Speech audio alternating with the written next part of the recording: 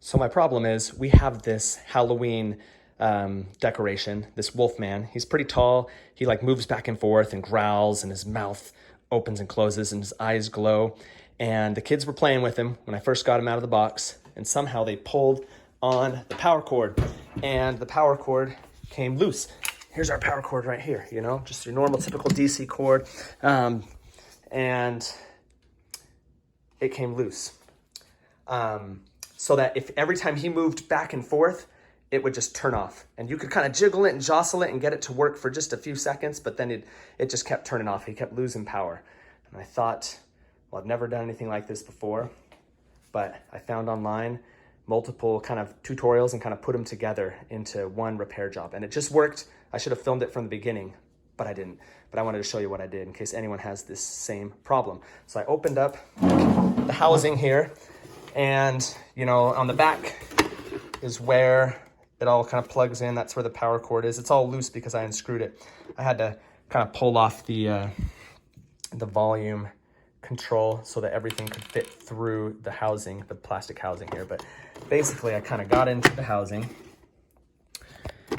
and I'm feeling very proud because it just literally worked right now, and it's amazing. All right, here we go. And I took the circuit board out. So after removing the circuit board, I noticed that where the DC power enters this circuit board, it's a little loose. You can see I can kind of jiggle it and jostle it a little bit. I don't know if you can see in the video, but it's definitely loose from the circuit board. And on the other side, what it was is right where the electricity is soldered to the trace. Let me see, right where the input is soldered to the circuit board is just literally lifting off of the circuit board. So every time that electric cord got jiggled a little bit, it was lifting off of the circuit board, which wouldn't allow electricity to flow through the circuit board. So of course the toy wasn't working.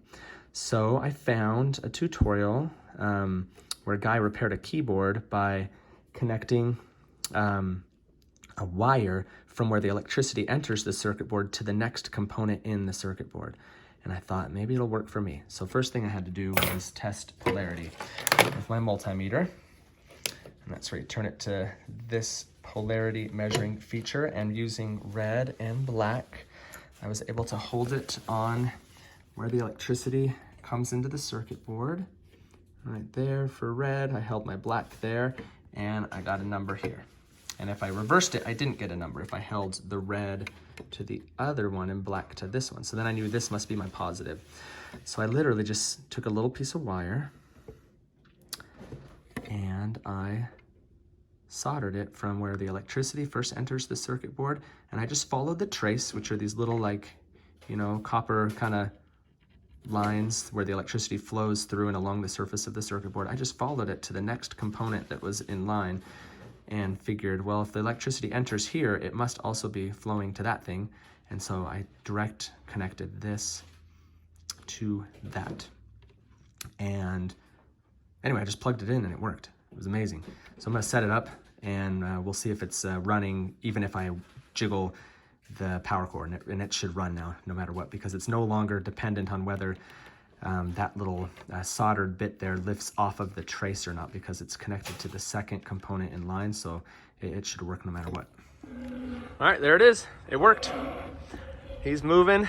Before, I had to jiggle and jostle that cord around to get it to even move for half a second.